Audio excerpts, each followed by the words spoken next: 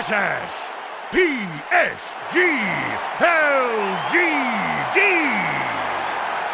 Grand Finals, Game 1. Their tiny sort of draft fight. You're going to have this one core that's going to be unbeatable. They have this mid laner that's going to provide control and lockdown for them so that he's going to be able to output damage. You have the glimpse to bring people back to the Ursa. So the concept for LGD is very much like, we're going to hit our timing, and once we do, you cannot touch us. And I think for Spirit, the problem will be if LGD is allowed to freely just get to their timings, get that Aegis on the Ursa, where they can start ignoring the Tide Ravage, or even fighting without the Wolf Bite from the Lycan, that's when they're going to be at their strongest. So I'm expecting all hell to break loose after the laning phase. Absolutely, and I can't wait to see it. Here we go, ladies and gentlemen, finally getting into the action of Game 1 beginning between Team Spirit and PSG.LGD. Let's see if that chaos starts coming quick and fast. We know that both teams are very much able to bring it with some of the fantastic performances they've given us so far on the main stage.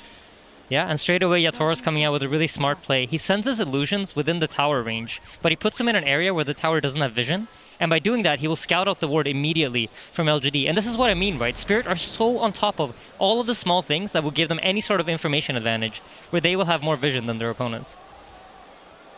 Let's see if they're able to maintain it throughout the early stages of the game, where it's very likely for those movements to be coming from lane to lane. See both teams avoid one another here for the bounty runes. Bit of a poke onto Miposhka, as Yatoro will still be able to grab that bounty rune. In fact, as you can see, 3 bounty runes to start things off here for Spirit, so a bit of a cash bonus to begin the lanes with. Yeah, and that was nicely scouted out by the ET. They find information of where and how many heroes has LGD brought to which runes, and then they can split up their heroes accordingly and make sure that they get the advantage on the runes. Let's look at some of these matchups. The mid lane, Pango versus Void Spirit, Toronto Tokyo versus Nothing to Say. What are we going to have going on here in the early few waves? I think most likely it's going to be a pretty farm-heavy lane. I don't think really either of the two heroes are going to aim to kill each other. Probably going to be a lot of trying to push out the waves, control the runes, and then around 6 minutes when the real rune spawns, that's when you'll see both the supports collapse on a mid lane. Because I think both Pango and Void Spirit really rely on that rune control. And looking at both sort of the side lanes, the 2 carries, Arme and Yatoro, who's going to have the easier time? I think if you take a look at top lane, you see Ursa against Tidehunters, generally a pretty good lane matchup because you think of how the Fury Swipes stack up on him, and they have the sustain to tank the harassment that's coming out from Team Spirit. So I think as they level up on the top lane, I imagine the Wisp Ursa will do fairly well up top. But with that said, I think Collapse is still going to have a decent game. Yeah, I mean, Collapse has definitely been that solid rock of a player for Spirit time after time. He's been the one that they have been very happy to give that prioritization, get his game into a good shape, so that he can be the one to lead the charge into the team fights and start the action off for Spirit in those mid-game.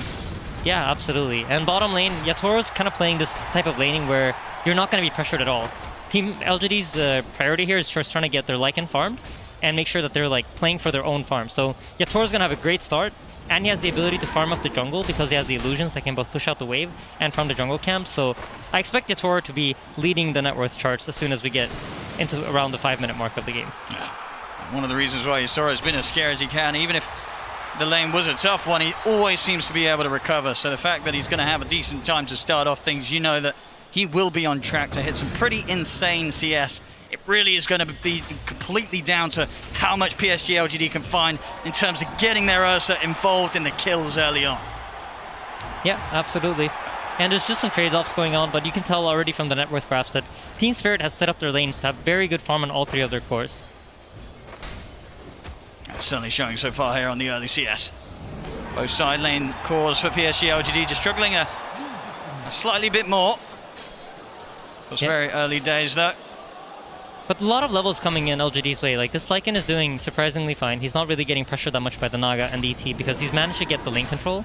Yatoro's shoved out the wave, but Miposhka yet hasn't been able to get a pull to get the lane control back. So the Lycan's getting a lot of farm, while Y is able to just rotate around, moves to the mid lane, opens up the small camp. And like we talked about, right, the middle lane is going to be contested in terms of like who can push out the wave the most and then go farm the small camp. And Y on top of it runs over, unblocks his mid laner small camp to make sure that he can stay even with the Void Spirit.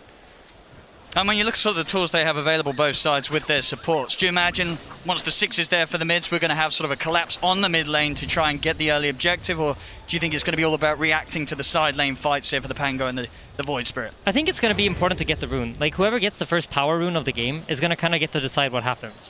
You get your bottle refilled, but you also have the ability to make a rotation as Mira. Could be in a bit of trouble here. We'll try and hold back the bear with the Hex. He's got the stick charges, but he's getting run down here by Arme. One more hit will do it. Can he close the gap? He can't. Oh, stun misses. That's going to cost him his life. Not the start there that Mira was hoping to have here in the grand finals. A whiffed ability, and that'll give up first blood to PSG.LGD. Yeah, and Collapse isn't out of the woods quite yet. Is hungry. In a bit of an awkward position now, Collapse. Stuck behind the tree line. We'll see how he gets his way out of it. He does have a TP, a little short in the mana. He'll have it back up now. Should be able to walk his way back ground, but a great bit of aggression there from PSG.LGD, just opening up some space for Arme to return to farming. Yeah, absolutely. And you notice that LGD are keeping the lane control up top, so this puts Tide under constant pressure, and you never know when they might make some sort of move and try to kill him. And that forces Mira to stay in the top lane. While if you look at Y, you notice that he's just rotating around constantly. He has the freedom to move wherever he wants on the map, because the lane is so pushed out by the way that the Naga plays, and the Riptide shoving out the creeps, so the Lycan can freely farm under his tower, and the Disruptor has the freedom to decide what he wants to do. Let's see what that call's going to be. We'll come in mid here. TI10 taking a bit of harassment on the Thunder Strike, nothing to say. Stepping right up to him. There's a remnant at the ready though, TI10. 2 seconds. He's got the protection here of the Resonant Pulse. And great usage there of that armor. He uses the health damage of Resonant Pulse to bottle up to make sure that he's not within the kill range of the Swashbuckle from Pango. Oh, some good early pressure though from PSG.LGD, forcing TI10 to be very cautious in that mid lane as early as it is, just 5 minutes in. Yeah, absolutely. And I think when you think about Elder Titan, you kind of think of him as a lane dominant hero. And both No-Tail and Seb touched on it, right? You want to abuse the fact that LGD have no stuns. But because of how this bottom lane is played out, with the Naga lane constantly being shoved into the Lycan's tower, the Elder Titan hasn't really been able to abuse his laning phase presence. Oh, look at this now. There we have it. Nice bit of micro from Faith. Beyond that will grab himself a free courier. As the Wolves chase down poor old baby faceless Rex. Up top, Collapse is also taking pressure now. So again, the freedom of Y, he's just allowed to rotate to mid, set up some pressure on the Void Spirit. Now he's up top, making sure he's just in their face and forcing them to react to his movement. Yeah, he's all over the place, Y. Yep. Spirit, they've definitely got to try and do something in return. Yeah, they themselves bring the two supports up to top. Just sort of figuring out what to do about this roaming Disruptor here in the early minutes of the match. Yep, here we go. First fight for the runes. Where is it going to spawn, top or bottom? Let's have a look. It is going to be down bottom, and it is a DD. It's going to go straight into the bottle of TI10. So a very nice room for it to fight with, but already up top. Spirit, they'll lose Mira. Yeah, it's a DD Toronto-Tokyo though. Let's see how he can respond back with it, because now you have a Pangolier with low mana, and he's going to be aware of it. So he knows that he can make a move here, and the Pangolier won't really be able to respond. Yeah, this is an excellent move for TI10 to find it. He's going to use it straight away. Goes aggressive. He's going to miss the Dissimilate though. A couple of hits will do it. Can he quite close the gap? No, he's not going to be able to get the second hit in. Nothing to say, steps away. I mean, that would have been such a big kill for him to find. He got the dream room for it, but he couldn't quite get the job done. Yeah, absolutely. It's unfortunate, but, you know, that's Dota. Disruptor, though, he's going to TP into the middle lane here. I'd be scared to do this. Let's see if Toronto-Tokyo has the will to chase him down. Yeah, he's still got this DD going for a few seconds. Why? Living on the edge a little bit. Yep. TI10 feels that he can get in with the Astral Step. Why knows? He's keeping his distance. Yeah, and if you take a look at the net worth, you see Yatoro. He's just going to start accelerating his farm even more, but I'm impressed by how well the Ursa's been able to keep up. And this is largely due to the fact that they had lane control for so long up in the top lane, and they were able to just keep their heroes, the enemy heroes, so close to the tower, so Tide could never really feel free to fight. He's going to try and step over for Mira, but again, Team Spirit, they've kept their two supports up here, both Mira and Maposhka, making sure that there's never the opportunity for Arme to get any kills up here right now. As you say, Arme doesn't care too much. Complete free farm, level with that of Yatoro's Naga Siren. He's having no struggles whatsoever, but Spirit just trying their best to limit anything else going into the hands of the Ursa this early. Yeah, and you notice the Naga in the bottom lane now. She's just going to put her illusions on the lane, push out the waves, while she farms the jungle camps close by, and try to get ahead of the Ursa by doing this constantly. And LGD are going to try to match by using the Wisp Overcharge to allow the Ursa to farm. And we notice both these teams are so good at stacking, and here we go again. Runes are spawning. And TI10 is going to be the focus. Quick jump away from the Rolling Thunder. Yeah, it's an Arcane Rune secured though, so if they can manage to survive these 70 seconds and nothing too bad happens, this is a huge rune for them to have. All about these power runes early on, especially in a game, 8 minutes in, only the 2 kills so far. Yeah, I mean, it's the tension, right? Neither team really has anything to do yet, and they're both drafting for slightly later timings in the game. The Tidehunters now finally hit level 6, so if there's an opening, look for some sort of rotation. I think it's hard to go for the Ursa, so there might even be the possibility of the Tidehunter rotating out of this lane and making some sort of move with Toronto Tokyo. When you just look at the heroes that PSG.LGD have at their disposal, and you feel that Spirit, they're just not going to want to try and push into that tier 1 quite yet. I think for Spirit, your expectation was to do slightly better in the lanes, but they haven't really been able to do so. See, it's all right. Getting gone on here by the two of them, but the Rolling Thunder not quite ready again. Not quite yet. They'll get the glimpse back, but no further damage to come onto the Naga Siren, so Yatoro will be fine. Yeah, a little bit of miscommunication there, it seems. The shield crash wasn't used on the hero. The glimpse came in a little bit later. Well, they've got their eyes on Arme. As they know, that play was made by a couple of PSG.LGD inside their own jungle, but Arme, he's out of reach of the Remnant. He's away. Space is there. Down bottom. Faith Beyond continues to push. The tier 1 to fall already here on Spirit's side of the map. Yeah, I think this is the most shocking part of this early game, because I expected the Lycan kind of get zoned out by the Naga, and the Naga Illusions to defend them, but... Let's see if they can get Arme. They've got 4 heroes working on him right now. There's a Ravage. He has the ult up. He's on the retreat up to the high ground, but they'll be able to get in front of him, close off his escape. Spirit will finally be able to claim their first kill here in the first 10 minutes, getting themselves on the board. Yeah, and this is a huge kill because it allows for Team Spirit to now start firing back and taking over this top lane area. They need this tower to fall. And meanwhile, this is the response you see from PSG.LGD. They rotate their heroes mid to try to force Spirit away from the top tower and force them to come defend their mid tower as the more valuable tower for the later Roshan. They're hitting these timings, PSG.LGD, no doubt about it, and Spirit just having to let them do so. Yeah, I mean, this Lycan really has becoming the big X factor. I don't think Spirit expected him to be this strong out of the laning phase.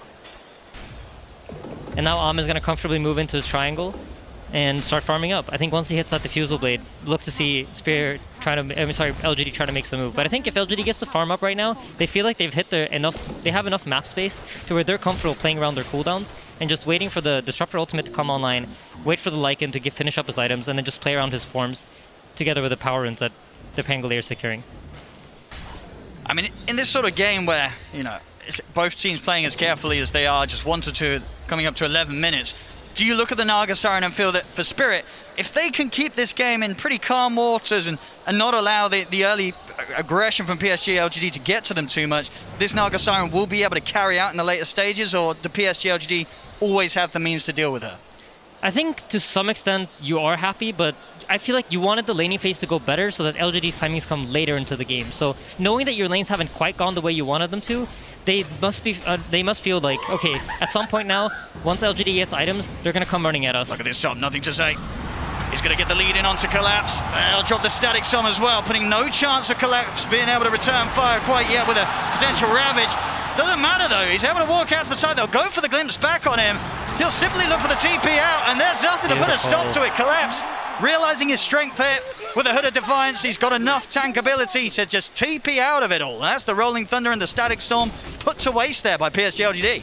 Yeah, great jukes. He just dodged out the Pangolier spells, and once the Rolling Thunder missed, he knew that he was safe. Glimpse is used, TP out. Just great presence of mind there from Collapse, knowing exactly how to play his situation out and get out safely.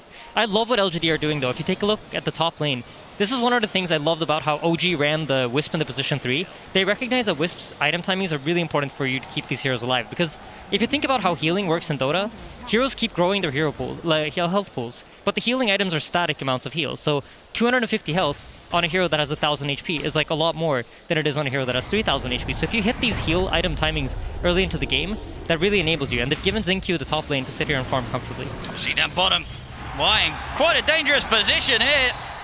The side of the jungle had seen Spirit in Toronto Tokyo will be quick to put a stop to it. Naga Siren also closing in on the Mantha, and by the looks of it, she's going to get that item before Ursa even completes his Diffusal Blade. So Yatoro's probably very happy in this game, feeling comfortable with how it's going right now.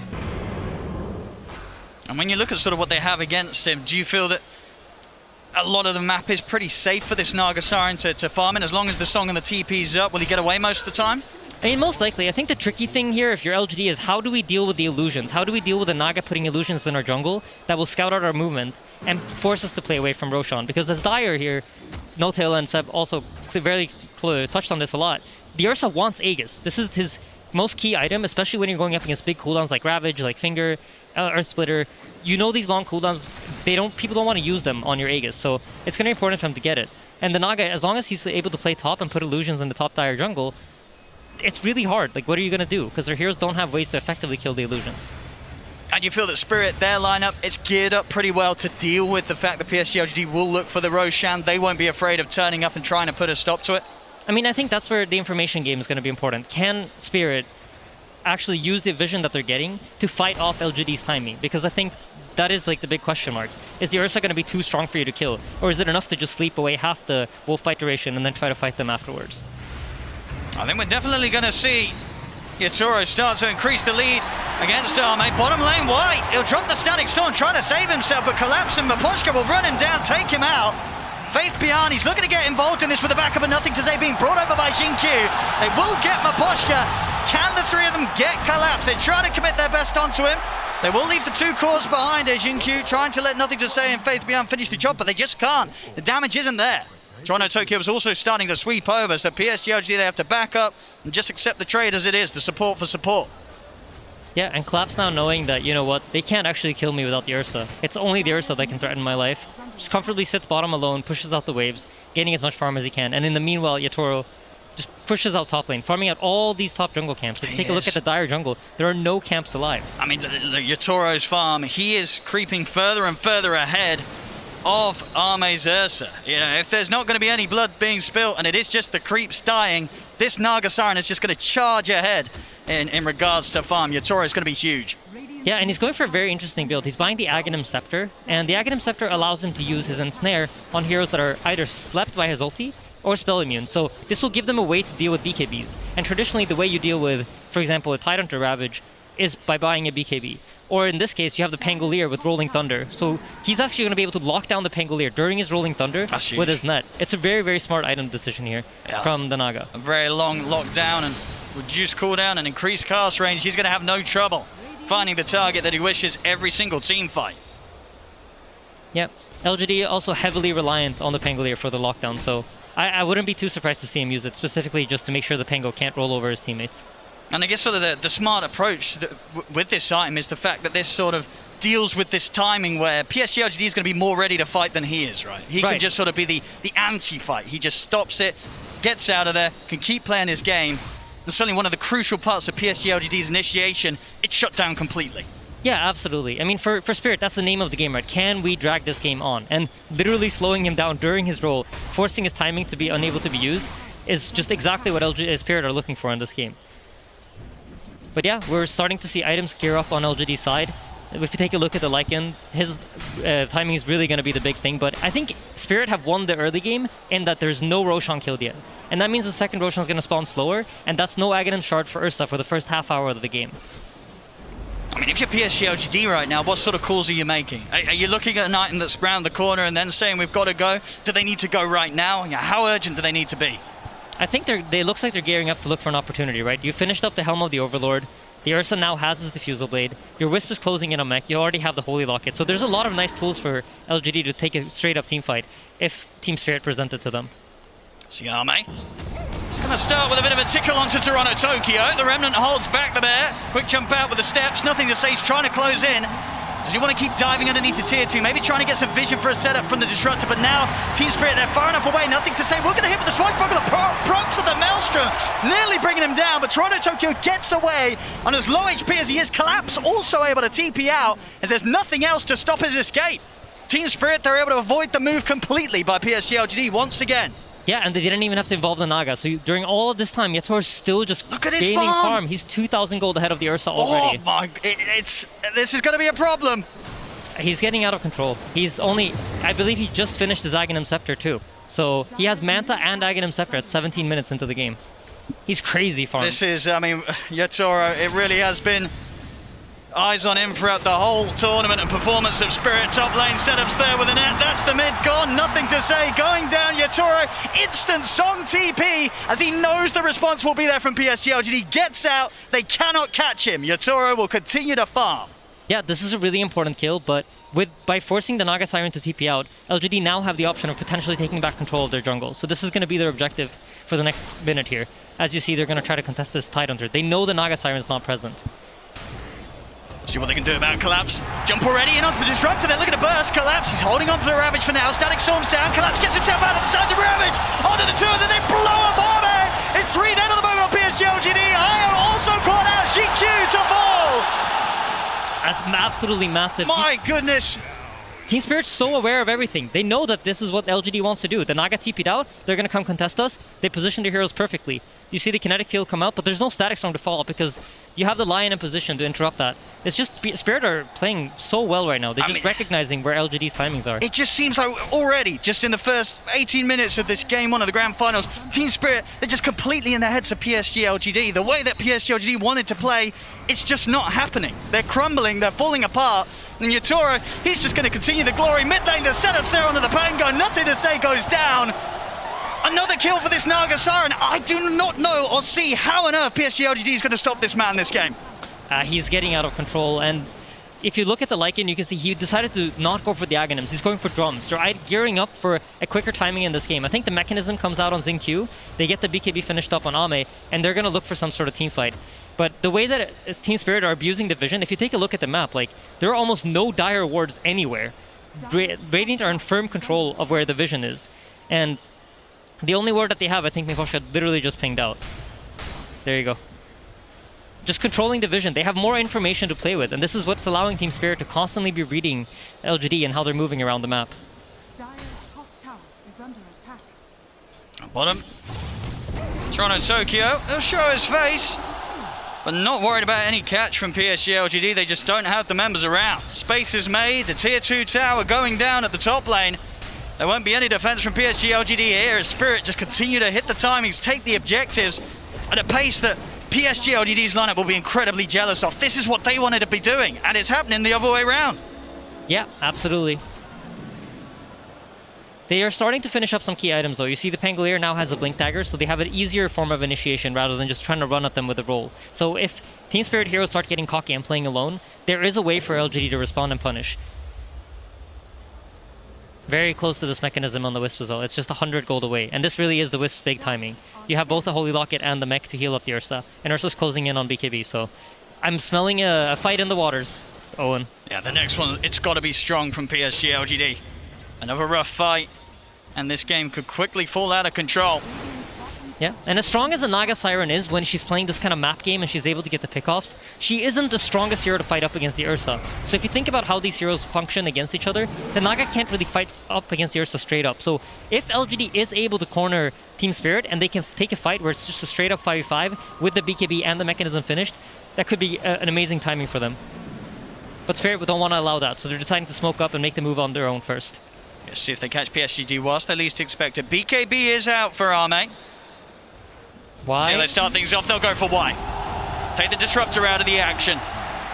And Disruptor's a really key kill, because if the Disruptor isn't alive in the fight, they can't really go for Collapse. But look at Collapse's itemization. This is so smart. He's gone for the Yules together with the Hood and a Blink Dagger.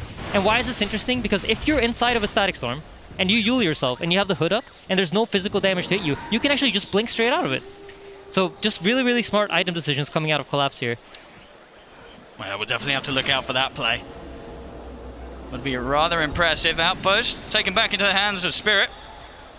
And keeping full control around this area, this Roshan, as you say, which is just sort of it's a long distant dream, it seems, for PSG.LGD. They're never getting anywhere close to this pit until they're able to find the fight that they've been hunting for the whole 22 minutes of this game. They'll smoke up now, ready to go. PSG.LGD, they have to find success here.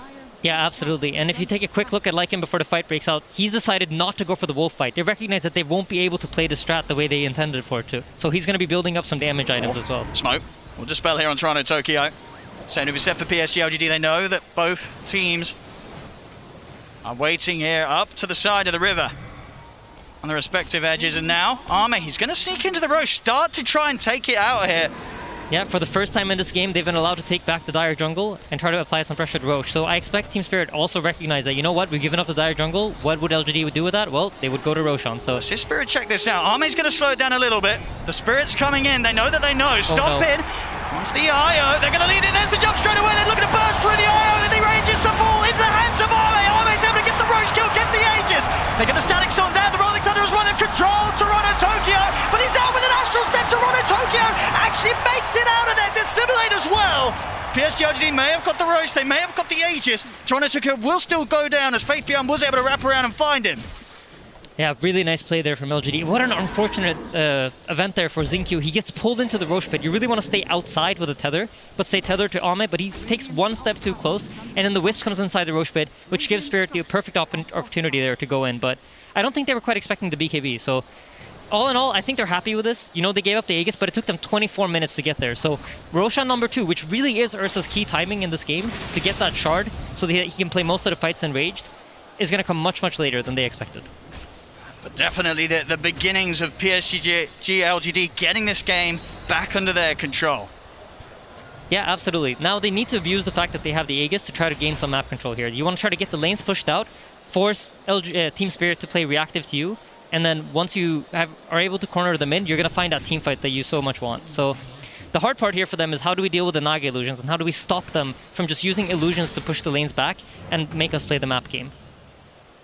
I mean, and yeah, which hero are you sort of putting in charge of dealing with that?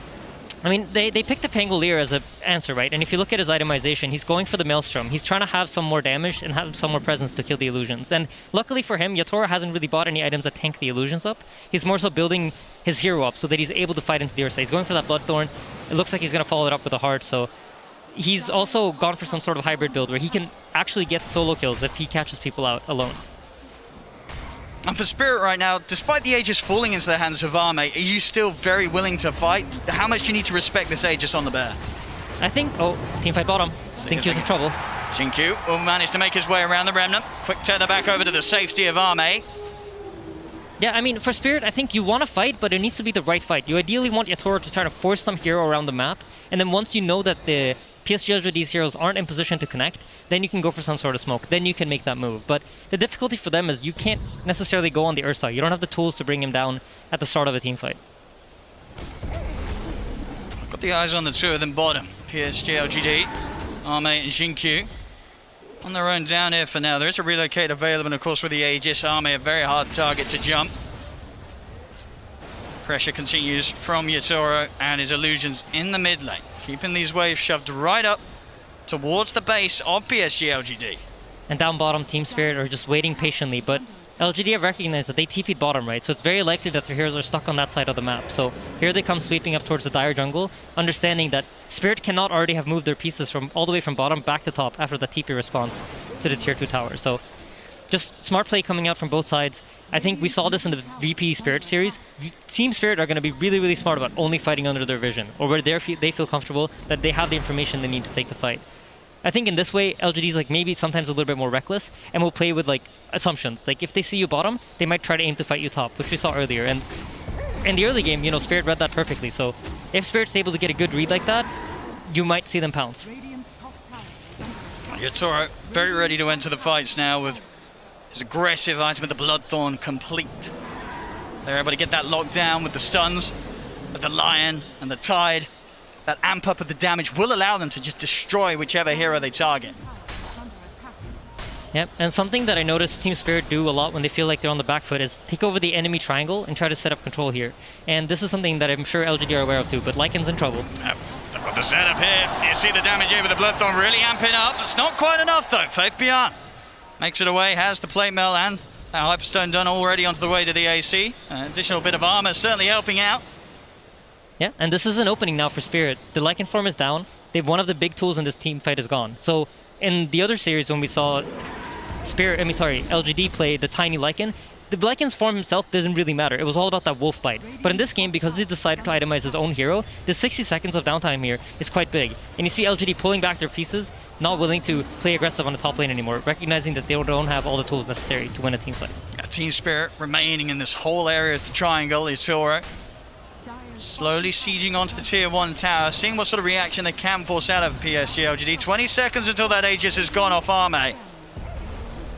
Unlikely to find a fight with that still in his hands, so the game once again falling into a bit of a risky territory for PSG.LGD, at least until they can hold off for that second round of Roshan.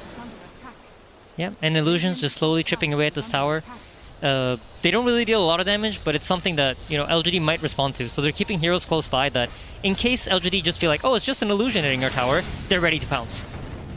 And you see, Nothing to Say reads that too. He understands based on the fact that there's nothing happening on any of the other lanes. Both our middle lane is pushing out, top lane's pushing out. Lycan's getting a lot of farm from all these waves right now. He recognizes all the Team Spirit heroes are bottom here. Yeah, he has to be so careful showing his face to clear the wave. Yeah, both teams just reading the map really, really well. And I think Spirit, this play that they've done has been so effective throughout all the tournament, but you know LGD's done their homework. Looking up, spot Collapse around, glimpse back with Blinks there. Collapse breaks the combo, the setup. Instantly going to go for the TP out. If they got anything to put a stop to it, they do, straight away.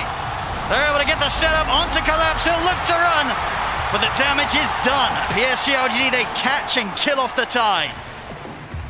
Yeah, and this is a result, right, of Team Spirit has been in the lower bracket, so they've been playing so many games. LGD has that information based on previous games of where does Team Spirit go when they feel like they're behind? What do they do? What is their approach? And I think LGD is one of the best teams at the tournament at just abusing this information that they're gaining about the teams. They understand what is Team Spirit specifically going to do? How do they approach the situation? And they find that smoke because of that. They're playing most of this game with very, very limited vision. I really want to point that out. Like they barely have vision of what's going on the map. Well, even without their Tide, Spirit maintaining their aggressive posture over PSG.LGD's half of the map and already looking for action once again around the bottom tier 2. See if they find the setup. They've got the Hex, they're going to look to jump in. Static Storm's going to be put down from Y. Stops the backup coming in. Still though, is it the burst enough? It is! They take down Arme. That burn for the Bloodthorn, it's enough to send the bear back to base. That's an absolutely massive kill. And I think Xinkyu felt like he could keep him alive. There was no relocate out. So next team fight, here's the tricky part. Do you relocate Arma out as soon as he gets hexed? Because Spirit has now proven to you that we have the abilities to burst your heroes. That's why he's also in trouble. There should be another one. It's definitely another one, Yatoro. Target to target and over towards the mid. The BKB having to be popped by Nothing to Say. See if Yatoro's got the setup. He has. There's the initial route. See if they've got any further follow-up here. The relocate, they'll take him out. They've got to keep Nothing to Say safe. Yep. Get him away from Team Spirit. As Team Spirit, they're pushing down the mid onto another tier 2 tower. Nice play by Faith Beyond.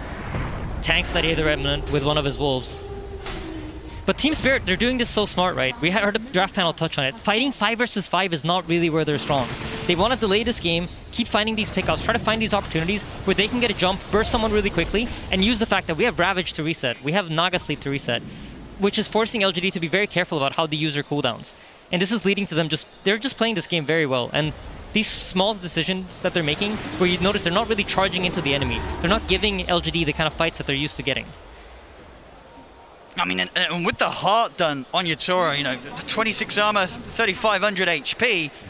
How hard is it for PSG.LGD to really ever get on top of him now and take him out with the focus of Arme's Ursa? I think the biggest thing is that the illusions are tankier. If you take a look at how Yatoro is playing the fights, he's staying very far back with his primary hero, using the Bloodthorn and using the Ensnare, and having the illusions deal the damage. And if LGD really don't have heroes that want to hit illusions, Ursa wants to sit on top of a hero, like just keep hitting him, keep hitting him, keep hitting him. You don't want to hit these illusions where you get like 5 to 6 hits in, and then you got to switch over to the next one. That's a way of making the overpower a fairly useless ability. Of course, that timer that they'll be having in their mind, the Roshan. Potential respawn in just over a minute. And that minute feels really long, Owen. Let me tell you, right now, if you're PSG.LGD, that minute is coming very, very slowly. We see Tidehunter starting to eye up a Shiva's guard. That's going to make it even harder for the Ursa to stick on top of him and deal damage. They also just bought a Force Staff on the other Titan. I think for Team Spirit, they're recognizing that, you know what? LGD's not going to be able to kill us if we're just able to kite out their BKBs. And that's why you notice, like, Nothing to Say also has bought a BKB. I think the idea of this is he wants to try to use it to break out of, to have a longer period of time in the teamfights where he's playing under Magic Community, because there's just so much lockdown coming out from Team Spirit. Ghost Scepter on Mira. Toronto Toki has Yules and a Kaya Sanj, also eyeing up on Shiva's guard, but I would be surprised if he doesn't change it up. And on the courier, he has a full BKB too. So I'm really liking Spirit for this game one. They're in a very dominant position here. They're scaling up very nicely. And with the timer, they know it's going to be around the point where PSG.LGD are going to be checking out that Roche pit, looking for the respawn. Spirit, they're heading over to try and do something about the presence. They're going to jump straight in on the Xingqiu, burst with the finger. As the IO goes down, no buyback. Xingqiu cannot get back into this fight. Nothing to say, has to roll out with the Thunder. So this is huge, right? Both Lycanform was committed, as well as the Pangolier roll. So if the Roshan spawns, which it does, this is free Roshan for Team Spirit. And remember how much we talked about how badly you want this for LGD. It doesn't even matter if the Sagas comes to use for Yatoro. They just want to make sure that PSG.LGD doesn't get it. And this is the only shard, Aghanim shard, that has dropped from Roshan throughout the entire game. So that's 1,400 gold that now Ame is going to have to spend for himself. I mean, it just goes to show how solid of a position that Spirit are in, where just a couple of ults expired by PSG.LGD and a dead IO, and suddenly the rest of the lineup, they cannot do anything about Spirit taking the Roche. Continuing their lead here, 7k up. I mean, Yatoro, he himself, 7k difference between him and Ame's farm. Well on the way to having a butterfly complete for the next bit of action as well. Yeah, and with this butterfly, he actually has the option of now utilizing his own hero too, once the situation looks good for him, because the Ursa can't just burst him. The bash is going to miss, there's a proc chance on the bash, there's a proc chance on the miss, so it's going to be hard for the Ursa to just lock him down. And just very intelligently itemized by the Naga here. For the early part of the game, when he knew it was going to be a map control game, he bought the Orchid, he bought the Ags, played for the map, looked for those pickoffs, and those key pickoffs have really led to the situation that they're in the game now. Jambot picked up by Y. You can feel, they feel the pressure of the vision. They're not getting the vision that they're used to. They don't have the information that they're used to playing with in this game. Miposhka is just shutting them down. Oh. And Rage forced out. They're just going to have to stay well away from Spirit. 4 very, very scary minutes of Aegis on Toronto, Tokyo. PSG.LGD, they do not want to fight into this. But every minute that passes where they cannot look to brawl is going to be another just minute of pain here with the increasing momentum and mass of the cause of Team Spirit. Yeah. And surely right now, PSG.LGD are discussing how do we take a team fight? What is it that we need to do? How do we need to use our abilities in order to catch Team Spirit off guard? And for Team Spirit, I think a lot of the communication is like, we need to make sure that we do not let LGD come out on the map. We don't want them to get out and farm. As long as we can keep them locked into their base, we can get all the items that we want, and then we get the fight that we want. And everything's going to happen on our terms. So you see, they rotate over to the top side here, expecting LGD to run out on the top side of the map. And here we go. It's time to look for that fight, PSG.LGD. Execution has to be immaculate. Yeah, they're scouting with the Wolves. They're getting the info they want. They're looking to try and start to collapse, but Collapse is able to blink away from the lead-in. They'll turn their attention over towards Yatoro, but with the instead looks to hold him back. Nothing to say, is able to get out of it. As they'll get the static storm set up onto the Naga Siren, but the illusions, they're just forcing back Y. Swashbuckle's going to miss. I mean, Yatoro, he's barely been scratched. He's back up to full HP. PSG.LGD is able to run back to base, but Collapse, he's in with the ravage onto the two of them. Silence down onto Ame, pop the BKB, turn towards Toronto, Tokyo, but they cannot stay for this fight. They've got to get back to the high ground, back to the base, as PSG.LGD have to charge back to the safety of their high ground as quickly as they head out. Collapse. Gonna look for the setup here outside of the base, another BKB force. Faith Beyond trying to head back to the safety of his teammates. The ensnare locks him down, the illusion's starting to go to work. Remnant left in the position, they drag it back with a split into the finger. My goodness, the Lycan gets absolutely destroyed. And Toronto Tokyo's not done. Diving up to the tier 4s, committing with the dissimulate. He's trying to go for Xingqiu, will die underneath the towers, but he's got the Aegis. He's ready for round 2. Yeah, I mean, it's just the micro decision making from Team Spirit is so beautiful to watch. I think every time a hero pops BKB, within half a second, there's a Naga net flying at it. And in the fight, you saw Ame pop BKB to try to man up and fight. And then the net comes, immediately he has to pop his ultimate. He can't use the Enrage the way he wants to. He's forced to use it defensively all the time just to break the net, just to be able to stick on top of the targets. Just trying to clear out these illusions now.